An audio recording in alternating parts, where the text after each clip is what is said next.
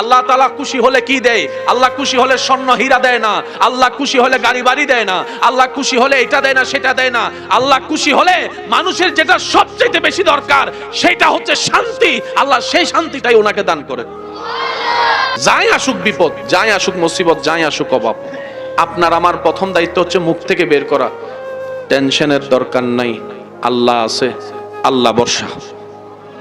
কেউ যদি আপনাকে এসে বলে তোমার তো 5টা মেয়ে 3টা ছেলে, সম্পদও তেমন নাই, মাইয়া বিয়ে দিবা কেমনে, আপনি উত্তর কি দিবেন? আরো জোরে। পকেটে তো টাকা নাই, এই কাজটা তো করা লাগবে, কোন আত্মীয় স্বজন থেকে তো ধারও পাচ্ছ না, সুদে লেগে যাও, আপনি জানি উত্তরে কি বলবেন? হ্যাঁ, আরো জোরে বলেন, আরো জোরে বলেন, আরো জোরে বলেন। আপনার আমার দায়িত্ব শুধু এতটুক, অনলি এতটুক, আল্লাহ ভরসা। কোন বান্দা যখন জমিন থেকে এই কথাটা দিল থেকে একবার বলে আল্লাহ ভরসা, সাথে সাথেই ওই সিচুয়েশনের দায়িত্ব আল্লাহ নিজে নিয়ে নেয়। রব বলে যে তুই জমাস কেন? আল্লাহ ভবিষ্যতের জন্য। রব বলে যে ভবিষ্যৎ আমার কুদরতের হুকুমে। এই জায়গায় সাধারণ মানুষ আর মুমিনদের পার্থক্য হয়। যার তাওয়াক্কুল যত বেশি তার দুনিয়ার জীবন তত মুসিবত বেশি, যার তাওয়াক্কুল যত বেশি তার হাসরের রাস্তা তত সহজ বেশি। মুমিনদেরকে আল্লাহ তাআলা বলে দুনিয়া নিবা না আখিরাত নিবা। মুমিনরা বলে আল্লাহ দুনিয়াতে মানাই নিব, আখিরাতে নিয়ামত নিব। তখন আল্লাহ তাআলা তাদেরকে আখিরাতের নিয়ামত দেয়, দুনিয়াতে নিয়ামতও দান করে দেয়। সেজন্য আপনার আমার হাজার কিছু করলেও ইজ্জত পাই না, কিন্তু আল্লাহর ওলি যারা হয়েছেন ওনারা হাসরও ইজ্জত পাবেন, দুনিয়াতেও ইজ্জত পাচ্ছেন। একটু জোরে বলেন না। আপনি আমারও যেরকম খাবার পেটে যায়, আল্লাহর বন্ধুদেরও খাবার পেটে যায়। আপনার আমার পেট ভরতে 3 প্লেট লাগে, আল্লাহ ওয়ালাদেরকে আল্লাহ দয়া করে সে আধা প্লেটে পেট ভরাই দেয়। একটু সুবহানাল্লাহ বলেন না। আল্লাহর জন্য ছাড়লে লসে থাকে না, পাওয়াটা হয়, কিন্তু সে পাওয়াটা আপনার আমার মতো বিশাল অট্টালিকার সে রেঞ্জ রোভার গাড়ি আর ডুপ্লেক্স বাড়ি দিয়ে আল্লাহ দেয় না। আল্লাহ তাআলা খুশি হলে কি দেয়? আল্লাহ খুশি হলে স্বর্ণ হীরা দেয় না, আল্লাহ খুশি হলে গাড়ি বাড়ি দেয় না, আল্লাহ খুশি হলে এটা দেয় না সেটা দেয় না। আল্লাহ খুশি হলে মানুষের যেটা সবচেয়ে বেশি দরকার সেটা হচ্ছে শান্তি, আল্লাহ সেই শান্তিটাই ওনাকে দান করে। সত্যি করে একটা কথা বলেন, 5তলা বিল্ডিং ওয়ালা শান্তিতে ঘুমাতে পারে? বলেন না। ফ্যাক্টরির অনেক মালিক শান্তিতে ঘুমাইতে পারে? বর্তমান সময় অনেকে ঘুমের ওষুধ খাওয়ার পরও ঘুমাইতে পারে, কিন্তু রাস্তার পাগলদেরকে দেখবেন ঘরও নাই বাড়িও নাই। আপনার আমার খাবারের জন্য বাজারের দরকার, বাজারের জন্য টাকার দরকার, টাকার জন্য চাকরি ব্যবসার দরকার। মিস্টার পাগলের নাই কোনো চাকরি, নাই কোনো ব্যবসা, কিন্তু কোনো পাগল তো উপবাসে মারা যায় নাই, উপবাসে থাকে নাই। এবার পাগলকে জিজ্ঞেস করলাম, মামা চাকরিও নাই ব্যবসাও নাই, কখনো তোরে বাজার করতেও দেখলাম না, খাস কেমনে? তখন সেই পাগল উত্তর দেয়, রিজিকের দায়িত্ব তো বান্দার উপর নয়, রাজ্জাকের উপর, ওই রাজ্জাকে খাবার ব্যবস্থা করে দেবে। আমাদের একজন রহমানুর রহিম তো আছে, যার ভান্ডারে এমন আছে যেটার কোনো কমতি নাই। তাহলে আমরা পাবো না কেন? আমরা অভাবে থাকবো কেন? আমরা লসে থাকবো কেন? আমাদের রক্তগণী, যার দয়ার ভান্ডার দিয়ে ফেরাউনও রাজত্ব করছে। আমার কথা কি বুঝতে পারছেন? ওনার দয়ার ভান্ডার দিয়ে নমরুদের মতো নাফরমান বাদশাহী করছে। আমরা তো মাননেওয়ালা। তো রব বলে যে বান্দা তোরাও আমার, ফেরাউনও আমার। ফেরাউনকে পরকালে দিব না যেটা চিরস্থায়ী, সেজন্য দুনিয়াটা দিয়ে দিলাম। তোদের জন্য আমি আল্লাহ দুনিয়াতে অল্প রেখেছি, পরকালে তোদের জন্য আমি আল্লাহ অঢেল রেখেছি, যা তোরা কল্পনাও করতে পারিস না। আমার বান্দাকে আমি কখনো নিরাশ করি না, সে আবু জাহেলেই হোক, কারণ আমার নাম রহমান। রহমান তিনি যিনি আপনকেও দেয় পরকেও দেয়। আরো জোরে বলেন না। রহমান তিনি যিনি বন্ধুকেও দেয় দুশমনকেও দেয়। রহমান তিনি যিনি নামাজিকেও দেয় বেনামাজিকেও দেয়। কিন্তু আর রহমান আর রহিম, আর রহমান আপনকেও দেয় পরকেও দেয়, আর রহিম তিনি যিনি শুধু বন্ধুকে দেয় আপনকে দেয়। সুবহানাল্লাহ।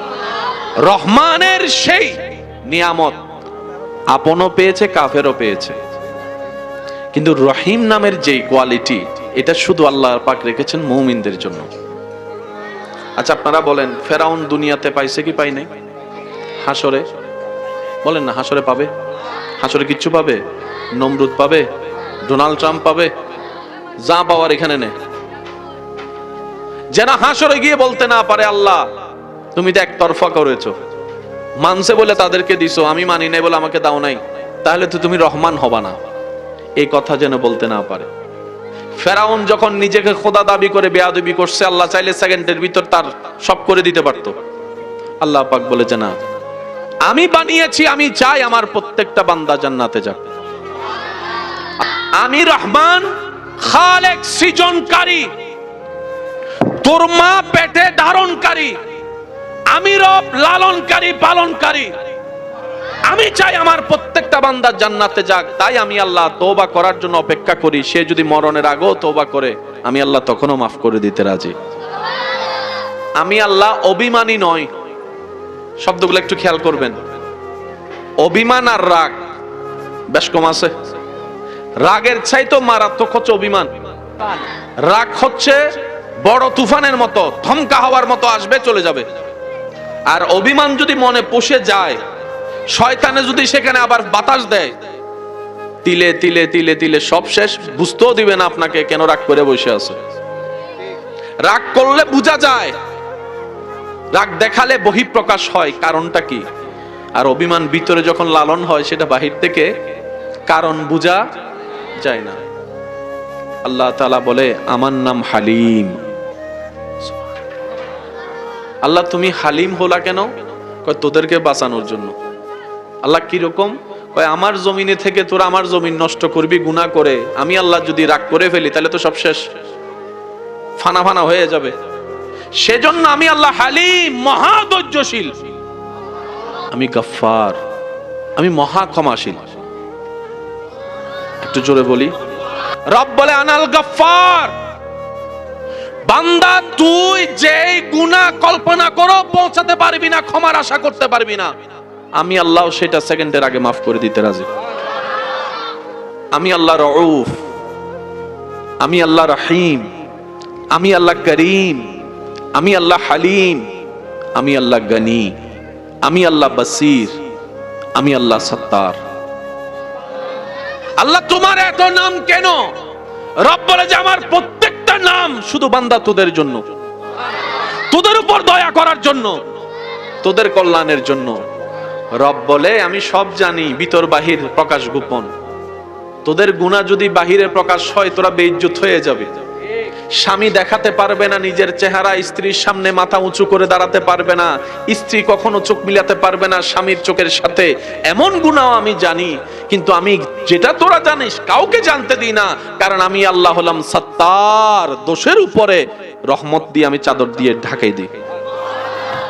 আল্লাহর প্রত্যেকটা গুণবাচক নাম আল্লাহর জন্য নয়, ফায়দা আমাদের জন্য।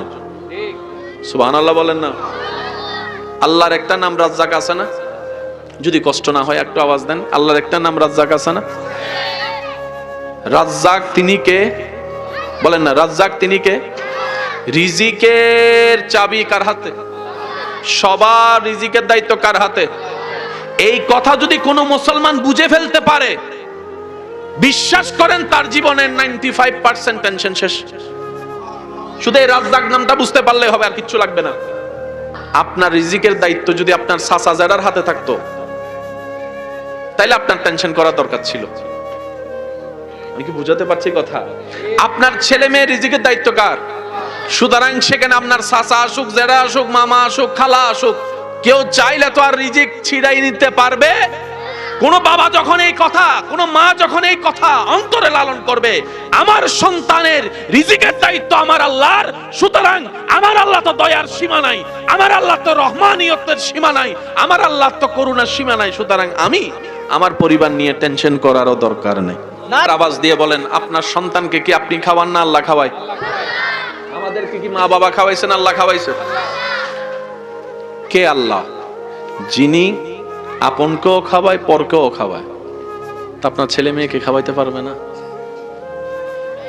বলেন না পারবে? বলেন না পারবে? তাহলে তো আপনার আমার 2 নম্বরই করে সম্পদ অর্জন করার ব্যাংকে জমায়ে রাখার জমানো জিনিসটা আল্লাহর পছন্দ না। কোরআনে আল্লাহ যেখানে বলেছেন শুধু বলেছে খরচ করো, খরচ করো, দান করো, দান করো।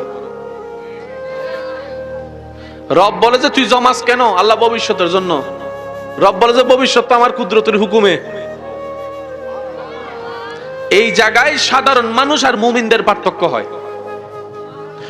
যার তাওয়াক্কুল যত বেশি তার দুনিয়ার জীবন তত মুসিবত বেশি। যার তাওয়াক্কুল যত বেশি তার হাসরের রাস্তা তত সহজ বেশি। মুমিনদেরকে আল্লাহ তাআলা বলে দুনিয়া নিবা না আখিরাত নিবা। মুমিনরা বলে আল্লাহ দুনিয়াতে মানাই নিব, আখিরাতে নিয়ামত নিব। তখন আল্লাহ তাআলা তাদেরকে আখিরাতের নিয়ামত দেয়, দুনিয়াতের নিয়ামতও দান করে দেয়। সেজন্য আপনার আমার হাজার কিছু করলেও ইজ্জত পাই না, কিন্তু আল্লাহর ওলি যারা হয়েছেন ওনারা হাসরেও ইজ্জত পাবেন, দুনিয়াতেও ইজ্জত পাচ্ছেন।